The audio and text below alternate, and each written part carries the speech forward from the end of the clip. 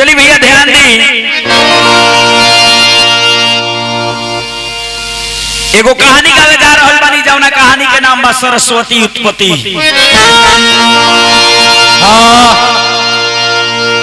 सरस्वती जी के उत्पत्ति कैसे भइल रहे कहानी में रहुआ सब ध्यान से सुनी। कहानी अच्छा लगी तो हमारा चैनल के सब्सक्राइब करी, लाइक शेयर कमेंट जरूर करी।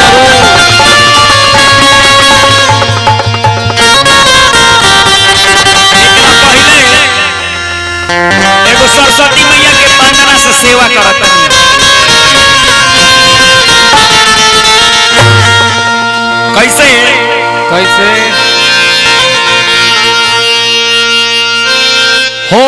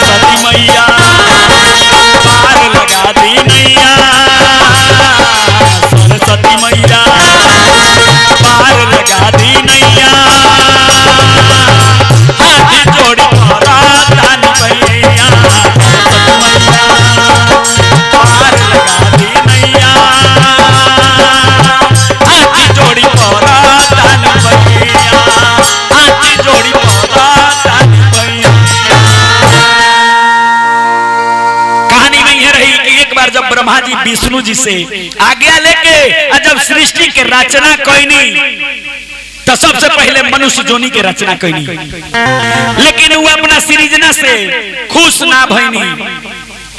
फिर आज्ञा पाके विष्णु जी से आया अपना कमंडल से जब जल छिड़कनी धरती पर तो धरती थर थर थर थर थर थर थर थर लगली, कांपे, कंपन लागल होके धरती से। जय हो जय हो जय हो। जब धरती से कंपन होके लागल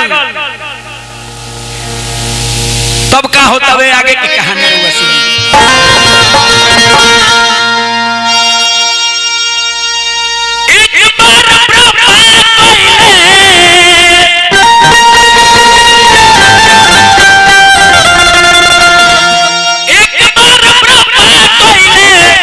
सृष्टि के रचनावा तो सोचे लगले, अरे सोचे लगले बाबा यो बने हो मानावा।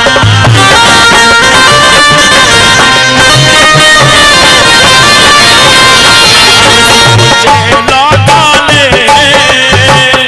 बाबा हो न हो मानावा।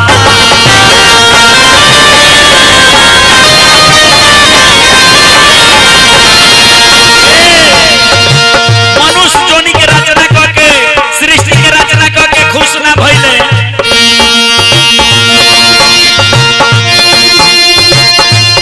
अपन सृजना से खुश नहीं भइले।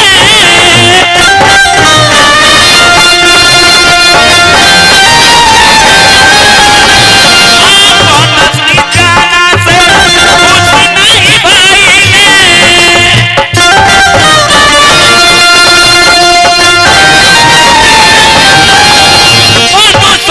जोनिया के रचना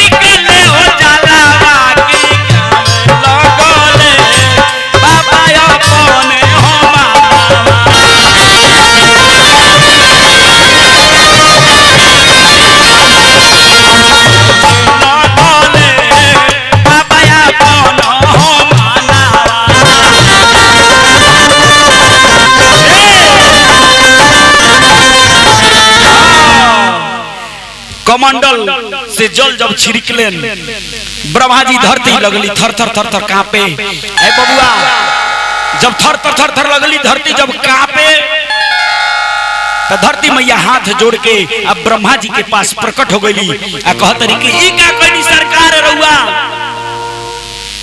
हमरा ऊपर जल छिड़क के रहुआ ई ठीक ना कहनी। ए जल में कुछ ना कुछ जरूर कारण बा जाना से हमार कंपन लागल हो ऐसे बा। ए बबुआ कि का पतारी धरती हो मैया हाथ जोड़ी बारबार।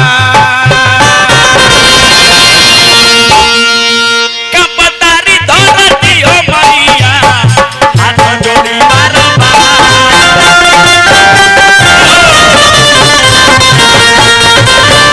पतारी धरती हो मैया हाथ जोड़ी बारबार।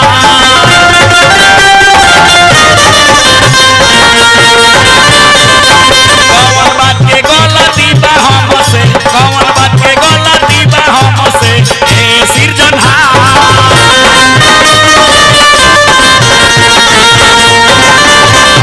कौन बात के गलती बा हमसे हे सिरजनहार।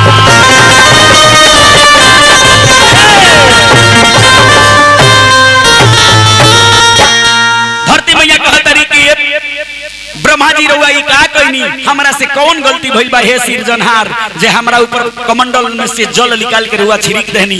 उ कंपन देख के एगो अद्भुत शक्ति के रूप में चतुर्भुजी देवी प्रकट भइली अब प्रकट जब भइली तो सारा देवी देवता नाग गंधर्व किन्नर आसमान से लगले फूल बरसा के नाचे गावे कहलो कि सरस्वती मैया की जय, सरस्वती मैया की जय, सरस्वती मैया की जय। ए भैया सरस्वती जी के अवतार हो गई आ वही समय भक्त लोग कैसे गीत गौले रहे सरस्वती कि देखी भइल अद्भुत चमत्कार हो देवी के भइल अवतार हो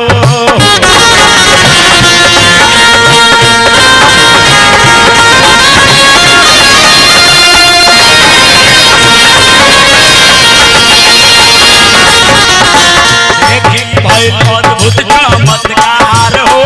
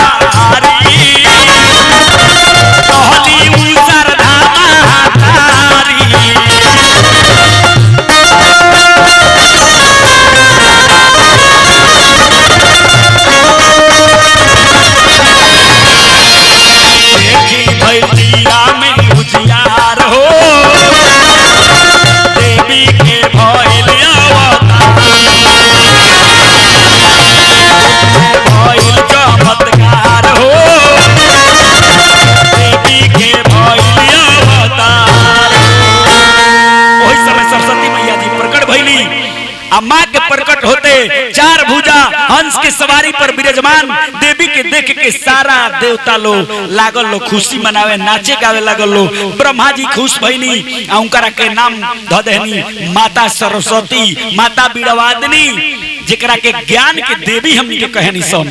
हां ए महाराज ब्रह्मा जी कहनी कि जा बेटी तहार हर समय जहां विद्वान रहियन तहे तहार बास रही ओही समय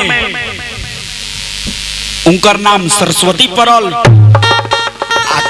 चारों युग में घर घर तो पूजैबू जहां विद्वान जब विद्वान रहियन जहां विद्वान रहियन ओही जी तहार बास रही ओहे तारा के पूजा करियन कैसे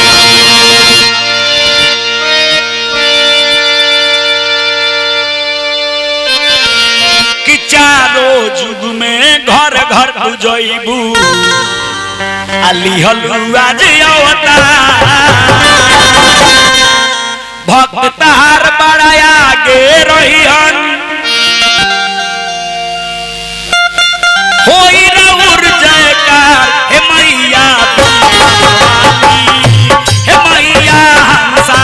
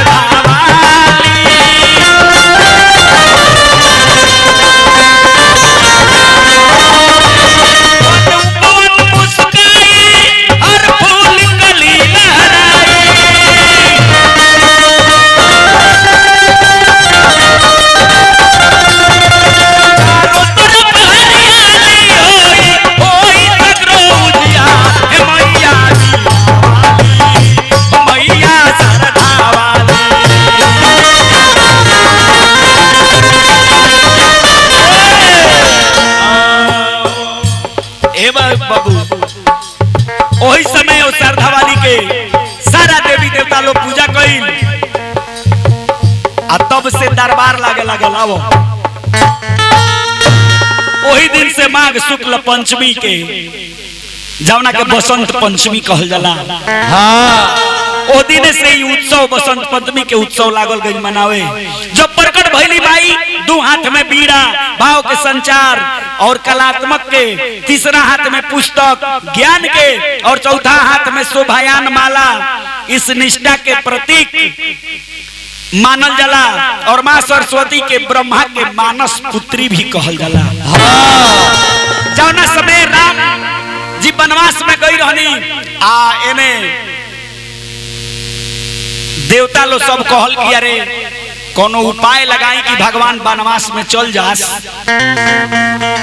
तो ब्रह्मा जी कहनी कि कहे के का बा, सरस्वती के लगे जाके प्रार्थना कर लो। सरस्वती जी अइली आ मानथरा के जीभिए पर बैठ गईली। उहे का कहलस कि केकई के जाके पढ़ौलस आ केकई बात समझ गईली। जौना से भगवान के वनवास भइल। जौना समय रावण के लंका में विभीषण बड़ी ज्ञानी रहे, लेकिन सबसे विद्वान जौन रहे जौना के नाम रहे कुंभकर्ण। का कहलस कि लागल ब्रह्मा जी के तपस्या क के आ मांगे लागल वरदान कि हमरा के वरदान दे दी ऐसन जे माने सबका से हम तेज रही आ सबके उसे आगे रही। हमरा के इंद्रासन दे दी रहुआ। ब्रह्मा जी के लगे सारा देवता लोग गइला, जाके लागल लो कहे कि ई का रहुआ कोई नहीं रहुआ से तो मांगत इंद्रासन। इंद्रासन रहुआ दे देम तो हमनी सन के का होई। अब बारे में रहुआ सोचनी हां। ब्रह्मा जी कहनी कि तारा बुझाते नहीं के अभी। अरे ओकरा के मांगे तो मांगता तो बस सरस्वती जी से कहले जाके सरस्वती जी ओकरा जीभिया पर बैठ गईली। इंद्रासन इंद्रासन के जगह निंद्रासन निकल गई। ओकरा बस 6 महीना खातिर सूते लागल, निंद्रासने मिल गई ओकरा। तो ई सरस्वती जी के कृपा रहे। वही सरस्वती के कहानी रहला, वही से सरस्वती जी के पूजा होखेला। अब यही जगह से कहानी हमनी के समाप्त होता। आ लास्ट में एक लाइन से सरस्वती मैया से कहे के बा कैसे कि हाथ जोड़ी करी सुमी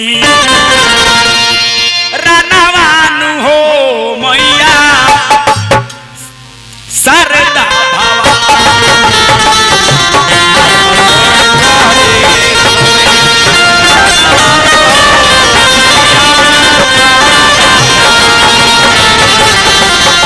जोड़ी करी सुन रनवान हो मैया सरदा भवानी।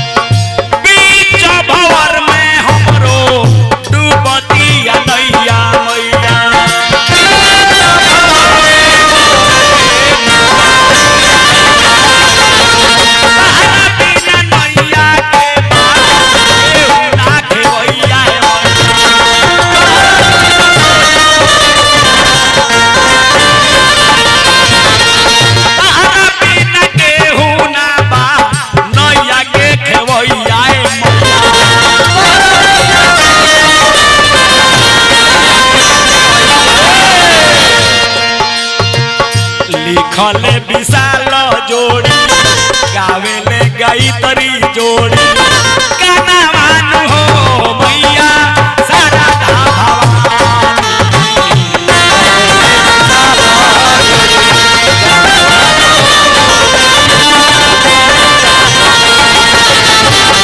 गावेले कमेश्वर जोड़ी गाना मानू हो मैया सारा